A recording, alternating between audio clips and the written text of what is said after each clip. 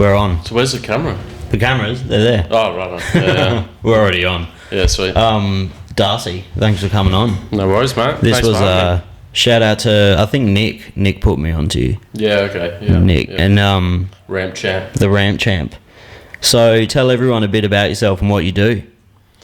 So I guess the reason that you want to have me on here is I ride freestyle motocross. Been doing that for probably nearly 15 years. Did it somewhat for, I guess, professionally for a couple of years. And now I just pretty much ride for fun and do the odd show here and there.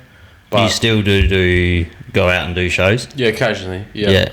I say no to a lot too because I'm kind of a bit over that side of it. Like now I just enjoy, I feel like I started disliking riding because I put heaps of pressure on myself to be, I guess, ready, or what I thought was ready, or what I thought was, how I should be riding. Yeah. And I found like when I started not doing it for those reasons, just doing it because I want to do it, it started being heaps fun again. At what point, because that's like one hobby that is really fucking, it's pretty sketchy. Like I imagine when things go wrong when you're like freestyle riding, it goes horribly wrong. For sure. So at what point do you, that's like not obviously a hobby you can do it forever. So do you just stop when you have that one accident, or like what makes you stop? No, that's a good question. I've often thought about it. When do you actually stop? Because I feel like if you stop after an injury, you've always got that thing in the back of your head that could have kept going. You didn't, you let it beat you or whatever. And I don't know how you'd cope with that. So I feel like you have to kind of finish it on your own terms, but where that is, I don't know. I mean, there's still dudes like Robbie Madison, for example. He still rides freestyle shows. He's like 40 years old, and he still rides sick. There's even a dude that's like nearing 50 that rides. At what level and to how long you do it for, I don't know. And it also depends on your priorities. I think as you get older, you start realizing that the value in doing that stuff, unless you're doing it for yourself, there's really no value in it. Like what we sort of spoke about before, that the whole industry isn't what it was when I was a kid. Like when I grew up looking up to the guys that I looked up to, and the sort of industry, the state of it, and where I wanted to be when I was a kid, it's so much different to how it is when, I guess, you get there, or where it is now in today's realm. And I can imagine that, I feel like sometimes, like if I didn't love it, the risk that you're taking is really not worth it. Like, it is like, you have one of the Instagrams that you look at and it makes your hands fucking sweaty. Like just from watching your videos and shit, it's like the effect I get when I watch people climb shit. And stuff. Like it freaks me out. I guess it's like what you condition to.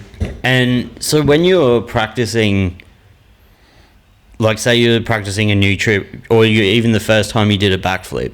Yeah. Do you practice on a bicycle at first? Like how do you? When I started doing backflips, I was. Because is that the first big trick someone will learn?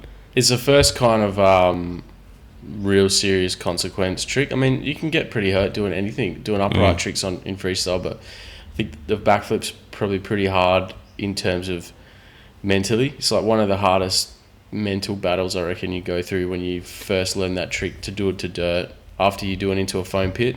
Oh yeah, because you use foam pits. Yeah, so back in the day, like the OGs learnt it to dirt, which is pretty sick. But then, couple of years after that, they sort of just started using foam pits because it was kind of like a progression from BMX. BMX guys were using foam pits, so they thought, why not we just build a really big one, And yeah, that kind of made things a bit more achievable, and it progressed the sport massively because you could try stuff into a foam pit and you're not going to die. So yeah, when I learnt flips, I went to Perth and learnt them with one of my good friends, and he took me to a guy called Josh Sheehan's house. He's like one of the best in the world, and he lives in like country town in WA. And I went there and did it into his foam pit like over a course of like 2 or 3 days.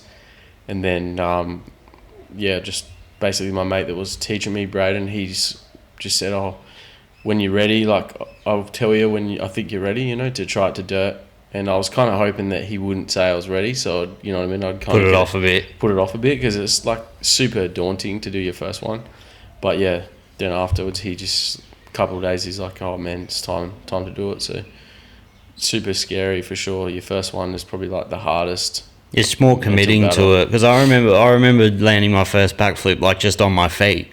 Yeah, the fucking mental battle you'd have, and you're not going to break your neck doing that, or you could if you're really unlucky. But it's fucking a lot less. Like it's a lot more likely for it to happen when you got like a 250 kilo motorcycle. Well, they're about 100 kilos, but 100. Yeah, it'd fuck you up for sure, and it does. It happens like, yeah. I mean, I've crashed a couple, but yeah, they're just. I think the technique. Once you get the technique, it's actually not so hard. But mentally, it's a really hard trick to learn, and I reckon it takes a good year of doing them all the time, like of going out to your riding spot and being heaps nervous, like you don't even really want to ride, but you know that if you don't do one today, then next time you ride, it's going to be even harder, and if you let it get away from you, like it'll get away from you, you know. And the most terrifying fucking one looks like when you jump off and you kind of hook your feet on the bars and like spread your arms out. Are you talking about like upright or upside down? Upright.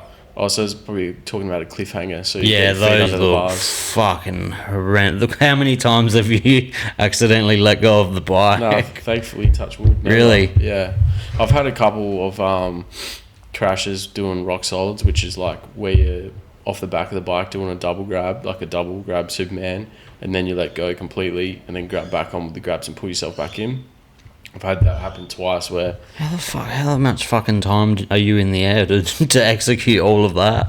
Long enough. Jesus. Yeah, not by much though. Yeah. And I've had like a couple of times where I've pushed too hard into it, gone to let go and pull my fingers, like gone back to grab on the subframe and then felt the subframe just run through my fingers and the bike's just too far and you're at the apex of the jump like 10 metres in the air and you got no bike anymore. Yeah, that's a pretty fucked. Yeah, thing. You never win a fight with the dirt. No, that's it. They always say like, doesn't matter how tough you are, no one hits harder than the ground. And so that's pretty true. I remember I read on I think Unit. Is it Unit? That are you partnered with Unit? Oh, yeah, Ride for Unit. Yeah. They still have like some of your stats and stuff up there, and it said that you started riding when you were 9, or did your first competition when you were 9? No, so I started riding when I was 9, I'd say, and then. I guess with freestyle, like it's very unstructured compared to racing and stuff. So if you were a kid, you'd go into racing and you'd race like, you know, a junior, a senior, or whatever, and you work your way up through different grades. But freestyle is pretty much like there isn't much structure for it. It's kind of like you just do it, and then if you get to a certain level, maybe someone will recognise you, maybe someone won't. Maybe you get an opportunity, maybe you won't. I guess I compare it to like street skating. But even harder because street skating has amateur competitions, probably a lot more. Freestyle and motocross is so dangerous that no one really wants to put on a competition because just, you know, the insurance is through the roof and it's like a liability if you had some serious accident there. You know? Especially when it's just a bunch of amateurs like in their first competitions and stuff. Exactly. So there was actually an amateur series here in SA probably 8 years ago and it was pretty good. Like it went 3 or 4 rounds and I did that for a couple of years, which was pretty cool, and it didn't really, like, the competition itself doesn't really lead to anything, but I think the exposure of the competition is what helps. Like we made, you know, it made a couple of magazines back in the day. We had this magazine called Freerider MX. It used to be at news agencies when I was a kid, and like everyone that was into freestyle would read it. It was like super big back in the day, but I guess with the age of the internet, like all things, killed magazine. And it made it into that, and there was a couple of really good edits. A guy that was helping run the series, he's really, really talented filmer. He was making these edits, and that kind of helped blow it up a little bit. And then I guess a few people got different sponsorships through it, and helped me kind of get recognised to like get my first kind of opportunity riding like shows, like paid, you know, full-time shows. I got a gig out of it, riding circus in China. So like, really? Yeah, so I moved over to China like off and on. I was doing like 3 months on, coming home for a few months, going back to China. Did it from like end of 2015 pretty much to like 2017. That's not too long ago. No, it wasn't, Relatively recent. wasn't too far ago. Yeah, it feels like a lifetime ago to me now. But it was pretty sick. It was like a riding for a team. Still ride for that same team. But he had a contract over there with a circus where it was a full-time gig where you'd live over there, and there was like 8 or 10 of us, and you'd go fly over there and live there for 3 months, 4 months, 5 months. Some guys would even do longer. That's sick. And you'd live in a hotel, and it was all paid for. You get paid pretty well. You ride a show every single day, sometimes 2 shows a day, but the shows were like 5-6 minutes long. So literally like 8 or 10 guys, and we'd all do 3 jumps each, but it was like such a high octane show that, you know, that there was no free time in between jumps in terms of the spectator point of view. Like they would just see just like this chaos show for 6 minutes, I think it was. And it was sick. Like it was, I look back on it as probably the best thing I ever did. It was just full life-changing experience, getting to live in another country, especially like somewhere like China. Whereabouts in China? A place called Zhuhai, which is like south of China, mainland China, but just next door to Macau. So it was like almost on the Macau border, really, which was pretty cool. It was awesome time. I think you probably wouldn't do it when you're a bit older and you got more responsibilities or more priorities or whatever, but for a young guy, like, it was sick. Yeah, for sure. Did you travel anywhere else with your riding, or? Yeah, I went to South Africa to do some shows over there, like 2015 as well, started 2015. I ended up crashing pretty much a week after I got there, broke my wrist and put me just over there for a holiday at that point. But I rode for a week leading up to it, which was sick.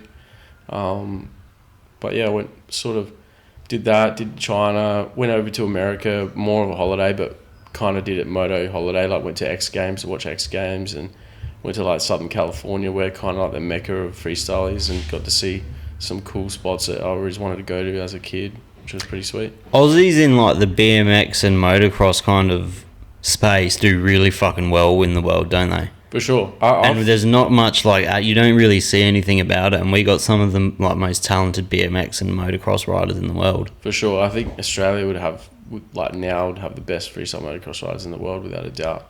Like I think only 2 X Games ago was like full clean sweep, like full Aussie podium. Crafter posted something about, I think it was a BMX or it was a motocross rider, and they achieved some like crazy feat not too long ago. How long are we talking? Like within the last 2 months. Okay. You might be talking about, maybe there's these 2 brothers from Queensland called the Lawrence brothers. This might be it. They're both the best, probably like the best motocross racers on the planet right now. Both making millions of dollars, riding for Red Bull, factory, Honda team. Like they're just killing it. Like probably the best motocross riders we've ever produced. Like, And what's their names? Jet and Hunter Lawrence. Yeah, no shit. And they're from, did you say Queensland? Yeah, I don't know whereabouts in Queensland, but somewhere in Queensland. And we got, what's the bloke in the BMX, he wins fucking everything. He has been Logan for years. Martin. Yeah. Yeah, he's sick. We got so many good BMX guys, like, well, even the last 10 years we've had heaps. Logan's probably got the most press out of all of them, I'd say, but that's probably a lot to do with the Olympics. And I think when it goes into the Olympics, it transcends into a bit of a bigger audience, and people kind of start respecting it, which... FMX isn't in the Olympics, is it? No. I don't reckon it'll ever be, because it's barely hanging on at X Games, to be honest, but... Which is so weird, because it's like the most high-stakes one. You'd think that's what people would kind of want to watch. Yeah, I don't know. Because people like watching people get fucked up at the end of the day. Like when you watch Formula 1 and shit, I'm only watching it just in case there's a crash, because I don't know the sport. For sure. But like, so people love watching things that are massively high stakes. For sure. I think that's kind of a hard one, because if you have a serious crash in freestyle, like, it's not really something that you get away. Yeah. Like, especially the tricks nowadays, you don't really walk away from them. But I get it. You're right. People do watch shit expecting carnage or hoping for carnage. But yeah, I don't know. I personally think it's probably social media has like kind of destroyed action sports. I think like it's made people short-term money and short-term gain, but I think like most sports, I think long-term or especially action sports, because there's not the footy games, you know what I mean? Footy games, you can go and watch them. They're going to happen at a certain day every week. It doesn't matter what some footy player posts on his story. You're not going to see anything that you really want to see until it's the game.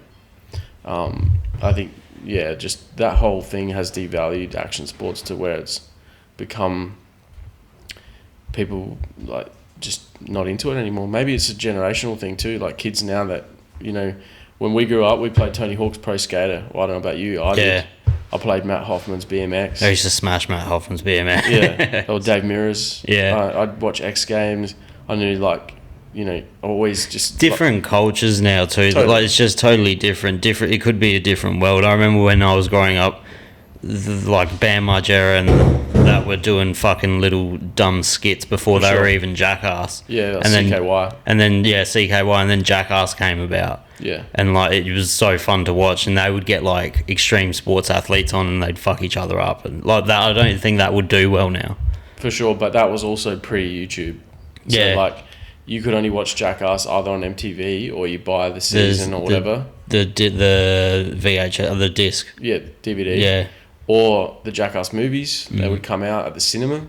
It was a different era. Like the internet, I don't know about killed it, but social media killed it. Well, like you said, it's just a short... it even shortens my attention span. Like, for something to keep me captivated on it, it needs to be so fucking either funny or really extreme. Yeah. You know, there's no middle ground anymore between... Like, something has to be really extreme to do well now. Yeah. Like you said, Nigel Houston can do, like, a fucking hard flip off of a 12, like, staircase and finish off with a grind, and he could just put that on his story. Yeah. Rather than it being like a big event. Yeah, and there would have been value in that same trick, you know, 10 years ago, where he could have probably done that at X Games and it would have got him a gold medal and, you know, 50 grand US and multiple magazine shoots and, you know, sponsorship deals and all that. But on the other end of it, though, the kids that are doing things now, like skating or riding motorbikes and shit, they're so much better than, like... They were back in the day. Because of the amount of information that they can download and fucking just watch. For sure. I think that's like any sport, though. Every generation just gets better than the last. Yeah. The stuff that, you know, I watch, even the stuff that I watched guys doing when I was a kid, and I, like, you know, looked up to that and was like, wow, that's the pinnacle, you know. That stuff now people like me do at a show, and it's like, it's not even looked at twice, you know. It's just every generation gets better than the last. And happens with everything, even footy. You know, probably they stronger or better, more accurate with footy or whatever. I don't really follow it, but I'm sure they're heaps better than they were 20 years ago. Yeah. The standard just keeps getting lifted and to like the benchmark now is the kid's benchmark that's growing up watching footy. That's his benchmark, and it's, you know what I mean? He grows up watching that, and when he's up that age, he's up the level again. When you, like, say you're practicing tricks in your foam pit or you land the trick for the first time, what's the difference in when you're doing it at home and like doing repetitions and when you're doing it in front of a crowd for a competition? Or a show or something? Yeah, or a show. Probably, so like with the foam pit aspect, just to put it in context, you don't really use a foam pit for anything apart from doing your first backflip to dirt or to get through the backflip. Once you have the backflip kind of on lock, all the flip tricks afterwards, within reason, you kind of just baby step them to dirt. Like you know, if you're going to do a no-handed backflip, you wouldn't... I mean, some people do, but I don't have a foam pit. And if I want to go use a foam pit, I have to go interstate and do it. So I'd probably just baby step tricks like that. Like, you know, take your hands off a little bit, take it off a bit more, take it off a bit more, take one hand off instead, whatever. Then you get to the bit where you're comfortable, and then you would do the trick to, you know, full extension or however you want to do it. That's kind of the only thing you use the foam pit for, the backflip, and then from there you kind of baby step the rest as safe as you can within reason, because it's still pretty dangerous. The difference between probably doing it at home and doing it at a show is heaps of differences, but you have to cut them all out. Like, you know, if you go and ride a show somewhere, most of the time, if you're going to go ride a show overseas, for example, like, you're taking your suspension off your bike, you're taking your bars, you're taking your seat, maybe, you're taking your stabilizer, like we use steering stabilizers for freestyle to keep the bars stiffer in the air, so when you let them go, they're not going to turn on you. You take the things that are like kind of specific, but that's it. You get there, you get a bike that's the same model bike as that you've got at home, but it could be a second-hand bike, could be some dude down the road that's helping out, or it could be a brand new bike. If you're lucky, it's probably a brand new bike. Thankfully, when I was doing the China thing, it was like brand new bikes. But you're just putting your stuff on that bike to make it feel as close as possible to what you have at home. And then the ramp that you jump in, it's probably the same dimensions as the ramp you got at home, but it might have a different surface on it. It might be checker plate instead of expanded mesh, or does all that make a difference, like a big difference, or just mentally more so? I think all of it makes a little bit of a difference, but the problem, the thing that's kind of the key to it, is pretending that it doesn't make a difference. Because every ramp, like even if it's the exact same dimensions, you can hit a ramp and it will feel different to the one you have at home.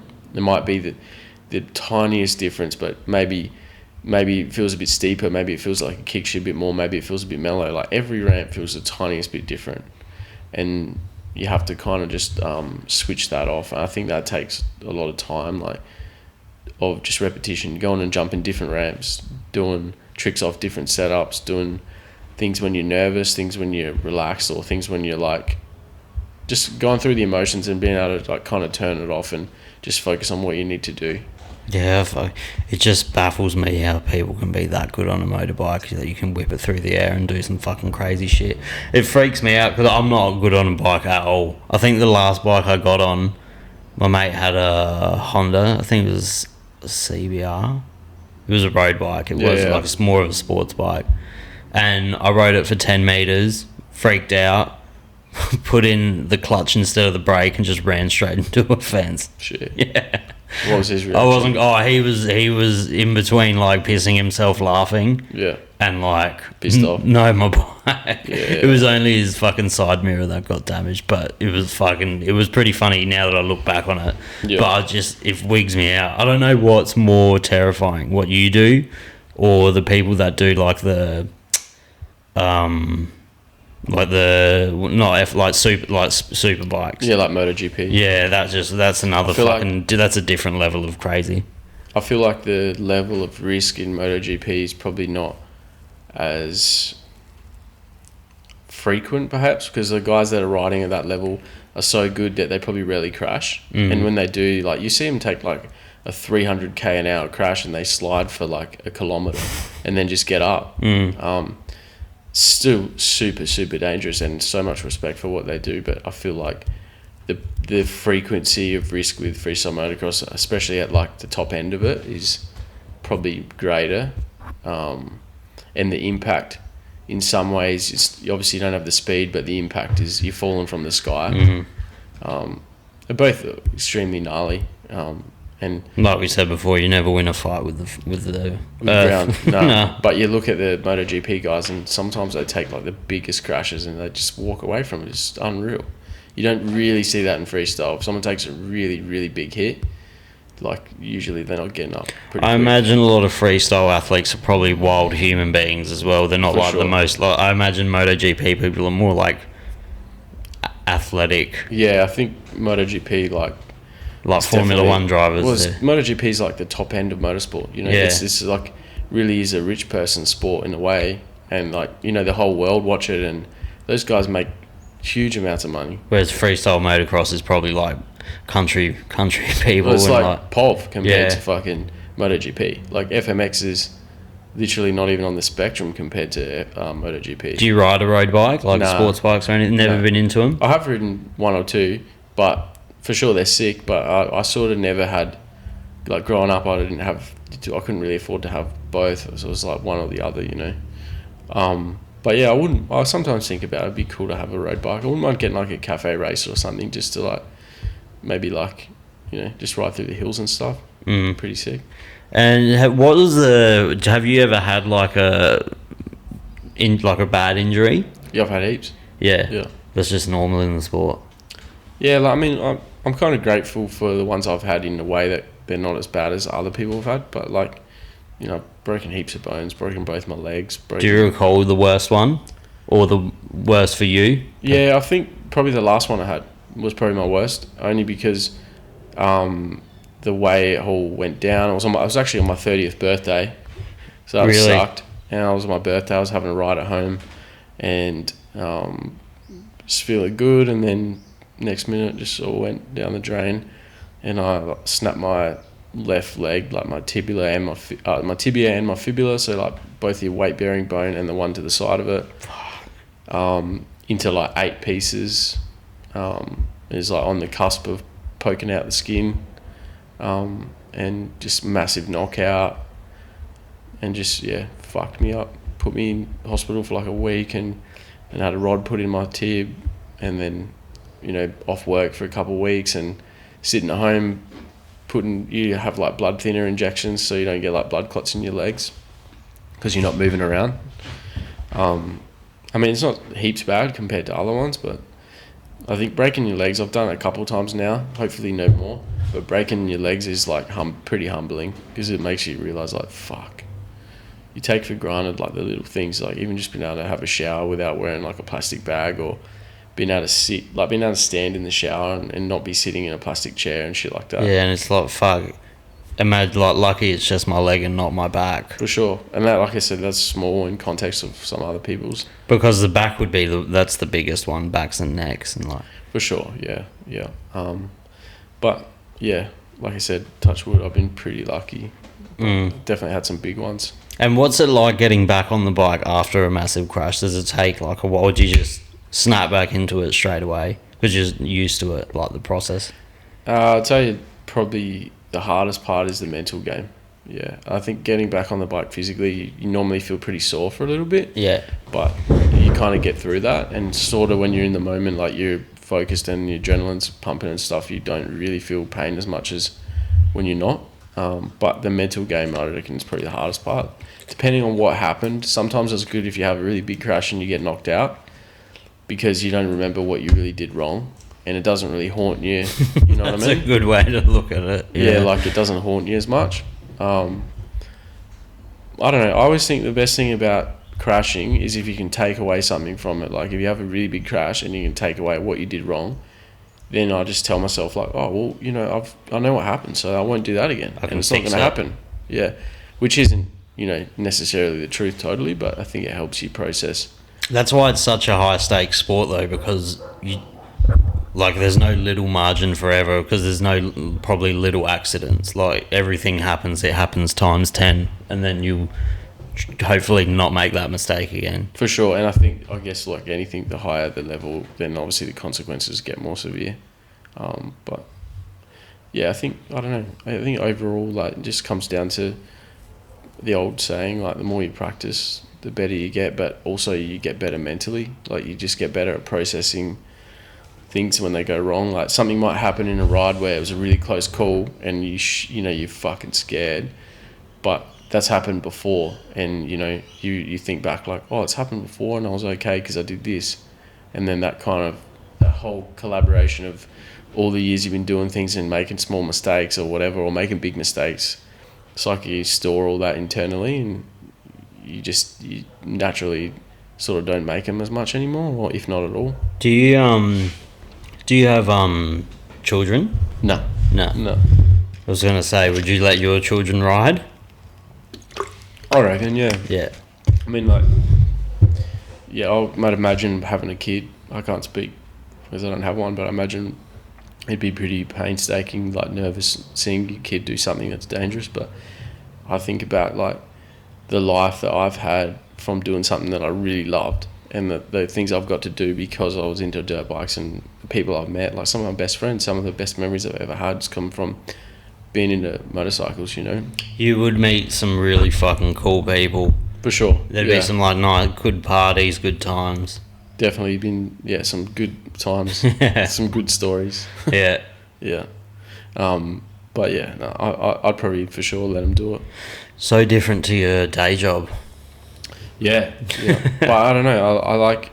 You like the contrast of it? I love it. Yeah, it sounds weird, man, but I love... Did we say what you do? You're a marine biologist by trade, but... Yeah, so marine biologist, I guess by trade, and what I do is hydrographic work, so basically monitor water level, water quality around the state of South Australia. I googled the absolute fuck out of that profession before you came, so Sweet. because I've never heard of it before. I honestly myself never heard of it until I started doing it.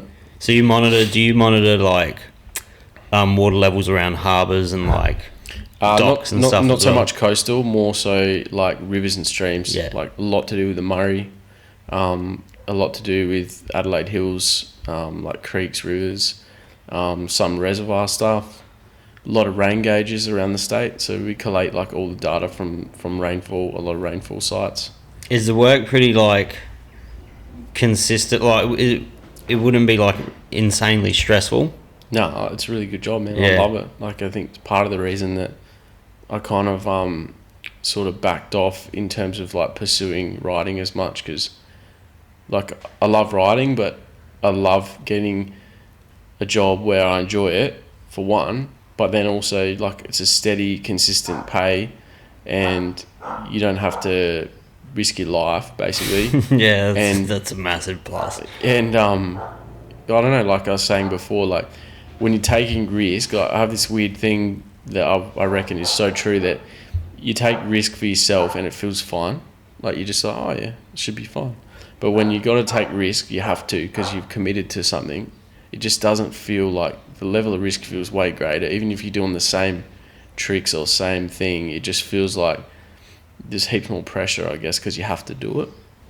And like having a good day job and loving what you do, I think has helped me really like enjoy riding more, because it's like, wow, this is this thing that I get to do when I want to, riding. I'm grateful for it, and I get to do it, in my front yard and stuff, and it's sick, and it makes me love it. It doesn't feel like a chore, If I was focusing on it like, oh, I've got to be doing this show and whatever, and it's not as fun anymore. Mm-hmm. So back to the job. The job is not stressful by any means, I don't think. I really enjoy it. Do you work mostly from an office, or are you actually physically going out and like getting samples and or doing like is it you use map out ocean floors or river floors and stuff? No, so ocean floor stuff's more oceanographer. Yeah.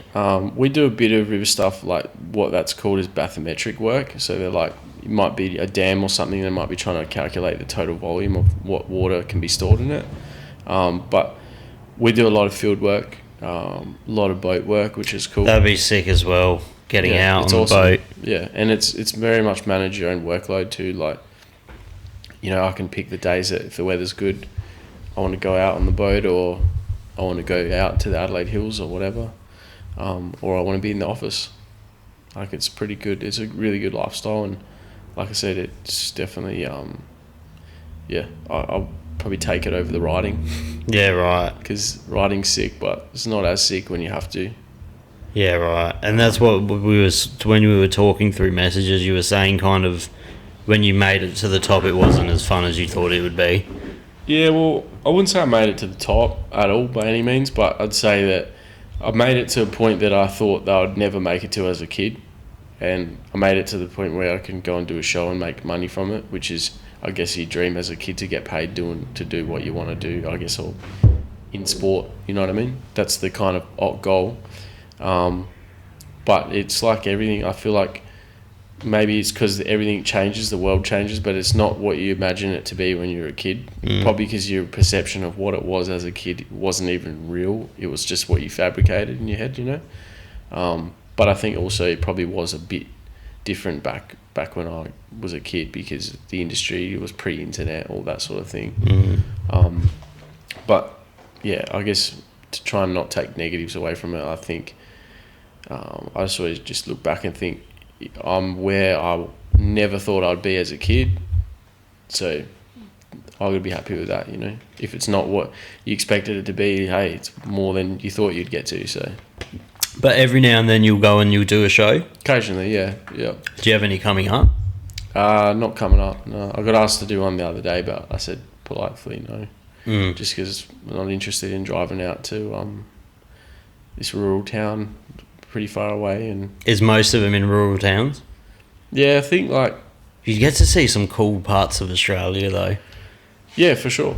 But it depends what you're into, man. I don't know. I did that a fair bit when I was younger, and now, it honestly sounds old, but I'd rather be at home ride at home, and then go and do some gardening.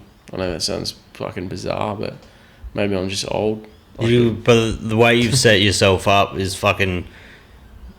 It's almost like you've perfected your childhood dream, because you can do what you love at your own fucking house now. Yeah, and then just go to a job that you actually enjoy. I appreciate that, man. So you've figured it out, and you've mitigated like a lot of the risk of breaking your fucking skull. So, yeah, thanks, dude. It's definitely heaps better when you're doing something, like I said, on your own terms. But sometimes a hobby's good to be a hobby. Totally. I love that about it. I love that I could just, put my bike in the shed and not ride for a couple of months if I didn't want to, because I know that at the end of that couple of months I'd be itching to ride. I'd be like, man, I fucking want to ride. It'd be like the first time again. Yeah, for sure.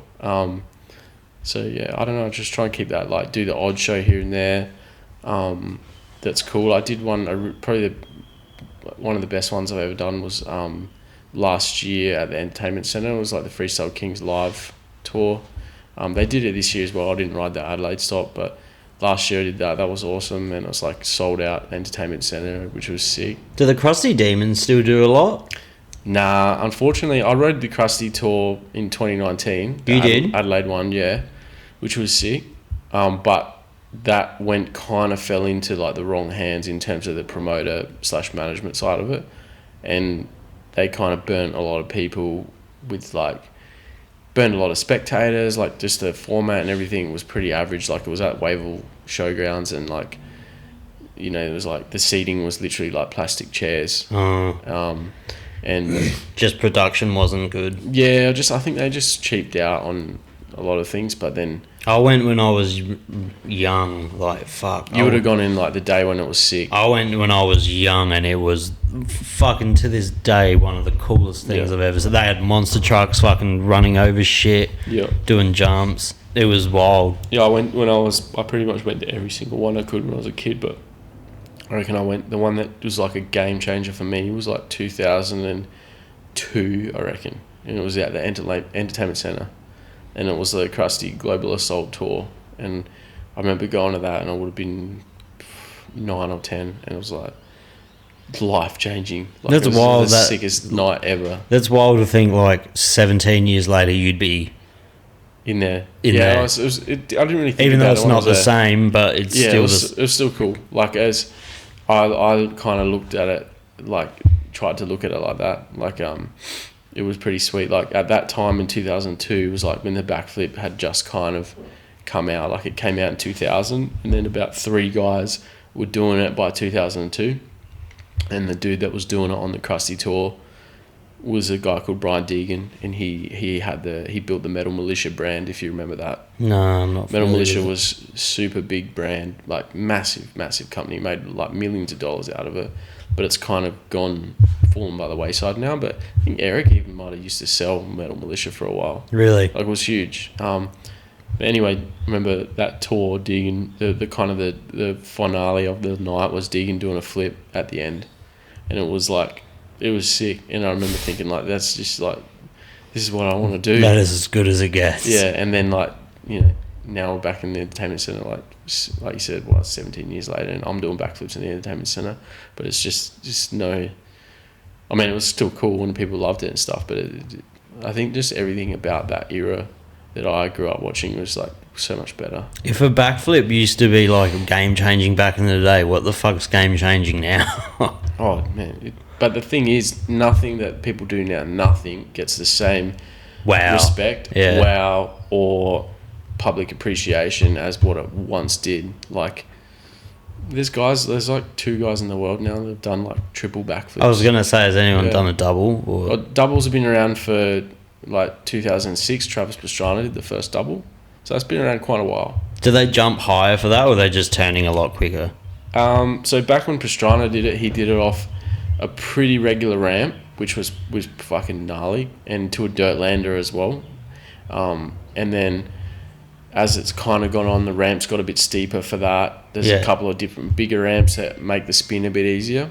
But it's still ridiculously crazy trick, super high consequence, not a lot of margin for error. You can correct a backflip fairly well, like a single backflip. Like the time you have when you're doing a backflip, you have like a few things you can do to slow the rotation or speed it up. Whereas with a double flip, there's not a whole lot you can do. Like, you got to commit to it, or once you've left the ramp. I mean, you have to commit for a single flip totally, but double, once you've pulled off the ramp, like if it's not coming fast enough, it's not coming fast enough, you know. And so there's is that just something you learn to feel as you're? Yeah, like you kind of learn like just like where you are, like awareness, I guess. Doing flips, you kind of know where you are after a while. When you first start doing them, it's kind of like all blind and you don't remember any of it until you're like landing. But once you do heaps of them, you become heaps more aware and you're not as scared, so you're kind of like taking it in a bit more. I watched a video of you on YouTube before.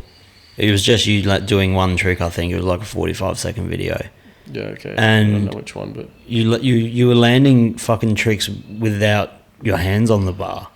Yeah, that's you were just landing without your hands on the bar. That's fucking insane. That's been around for years. Really? Well. Yeah, people like doing no hand landers. I think since like in 2000. How do you not like Uh, smash your face? sometimes you can. Yeah. But I think you just have to grip really tight. With your like legs. Yeah. Yeah. Yeah. And be sitting kind of in the right position. And Is there's it- only certain tricks that you would do it with, and you got to make sure before you do it that you're pretty confident your landing's going to be sweet. You're not going to do it if you're going to go long or come up short. You know. That would have to be one of the fucking not the worst like physically, but pain wise, that would probably be one of the like smashing your teeth or your face against like the bar. That would be fucking horrendous. Yeah, well, thankfully, like wearing full face helmet probably helps a lot. But people still do it. Yeah. Ugh. Yep. But so you travelled around the Crusty Demons. That was only like 4 years ago. Yeah, so I only did the And you Crusty did that- Adelaide stop because I was still working full time at the time. I was going to as well. say because you would have been working. Yeah. So I did that one. It was just a Friday night. And yeah, like just done sort of now. Just do ones that I really want to do, like in terms of shows. And then other stuff that like, you know, I did years ago, like monster truck demos and stuff. Like, you know, we have monster trucks at the showgrounds every year. There's always a freestyle demo and stuff like that. I don't have anything against it, but I'm not really interested in doing it anymore because I just feel like I've done it and it doesn't really, like, it's not the same. You go to a monster truck show, it's just people in the crowd that don't really give a shit about freestyle. They probably couldn't care if you see someone get seriously hurt, you know. They're not actually fans of the sport, and I'm kind of like, if like people like actually genuinely like freestyle motocross and they want to watch it and it's like an actual freestyle show, I think that's heaps cooler than You don't it want to just being be there as like a sideshow freak kind of thing. Kind of, and just kind of the thing that takes a little bit away from the sport when it's kind of put on as a bit of a sideshow, because there's so much that goes into riding freestyle and what it takes to be good and everything that I just feel like it doesn't really get the respect it deserves in some aspects of being like a sideshow at a country fair and stuff. So you wouldn't have had fucking any time for other hobbies when you were growing up, eh? It would have just been bike riding. No, I used to ride BMX a bit too. Yeah. I used to ride around here when I was a kid. Like, Do they lend themselves hand in hand a bit? yeah, a little bit for sure. Yeah, I think so, definitely. Probably, the really good like crossover kind of thing. A lot of like really good freestyle riders been awesome BMX riders. Some of my mates that are sick freestyle riders are like even better BMX riders. Yeah. I think definitely lend themselves for sure. But yeah, I didn't really have many other hobbies. Yeah, you were saying before down here that there used to be a heap of like jumps and shit around this, especially around Morphettvale. Yeah, I used to go to pretty much every single jump, you know, I could find when I was a kid here. Go riding with a couple of mates I had from around this area. And They just built a brand new skate park on Flaxmill Road. yeah, okay. It's fucking huge. Yeah, nice. Yeah, it's nice. Eric's probably down there right now. Yeah, Eric's probably there now, just handing out skateboards. Yeah. So how's Adelaide's water going? Well, that's a question for SA Water, mate. Is it? Oh, how's like the creeks and the rivers? Yeah, it's looking alright. Is there ever a moment where you're like, oh fuck, and you need to change things, or do you just documenting things and then passing it on to the appropriate people? Exactly that, yeah. Yeah. My job's more like making sure the monitoring equipment that's doing the monitoring is accurate. and that the data that's coming out of these specific sites is accurate, and then that data gets fed into different portals. It might even, it's used by like the Bureau of Met for like flood forecasting, used for like rainfall reporting. But was it a busy time for you when those floods happened? Was it like 6 months ago now? The river, you mean? Yeah, the river. Sure. Yeah, heaps. That was fucking insane. My mate, can't remember where his house is, but he has a holiday home up there. Yeah, and it was fucking completely submerged. Whereabouts almost was he? In water. I don't know, somewhere up on the river. On the river. Yeah, there was a lot of damage done from that one. That was the pretty much second biggest one. Huge. On record since '56. No shit. Yeah, and that one was definitely pretty cool. Like, I live in Manham, obviously, as well. So I was going to say, did that affect you at all? Nah, it didn't affect where I live, but it was cool to see, in a way, like it's like a generational thing, you know. Like, we probably may not see one of that magnitude again. It's cool to see the power of nature sometimes. For sure, yeah. If it doesn't like fuck up too many lives, like it's cool. I remember when those Queensland floods were happening. Yeah. There was this picture of a McDonald's, like the arches of McDonald's, fucking there's us in Lismore. I saw that photo. Almost in water. Yeah, that'd be like 5 meters for sure. That's next level flooding though. Like what we have down here, that was only kind of on the river that was of that magnitude, because most of that water came from, you know, the eastern states, all the high rainfall events they had, and it just made it downstream, and that's what really caused it. But like places like Lismore and stuff like that, like tropical weather, like that's where I feel like it's next level, because the rain that they get is just phenomenal. Like the rain that we get here, you know, say if I said to you, yeah, we're going to get 30 mil here tomorrow, mate, you'd be like, fucking hell, 30 mil? Fucking hell, batten down the hatches. 30 mil's like mist over there in Lismore. Like, they'd be like, what? What do you mean? Where is Lismore? Is that in between Queensland and Cairns, or like Brisbane and Cairns? I think it's like on just above it's either above the New South Wales border in Queensland or just below. Yeah. It's like right on that sort of border there, I reckon. When it rains in fucking Queensland, it goes mental up there. Yeah, it's next level, for sure. But I remember there was that one day, I think it was like a year ago. Was it a year ago? There was one day in Adelaide. I don't know if Manham copped it as well, but it was like 2 hours or an hour, and the rain was that bad you couldn't even drive on the road. When was this? What month? Would have been within the last year. And I don't know. It was. Everyone will know what I'm talking about when they think about it. We were driving to the city in an Uber. The Uber driver had to pull over on South Road and just stop driving for 20 minutes. Yeah, wow. Because did you say turn the meter off, mate? Yeah. Or you couldn't drive. The whole roads were flooded. Yeah. I've never seen anything like that in South Australia. Yeah. There was a pretty big event here in 2016, especially down south too. And there was like heaps of foam at Port Noarlunga and stuff, if you remember that. Nah, I don't. That was probably like one of the biggest ones we've had in recent times. Was that just a thunderstorm?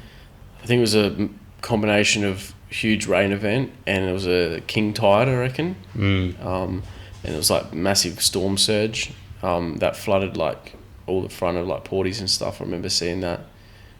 It was the end of 2016. Yeah, right. Now I remember when the north got hit by those hailstorms.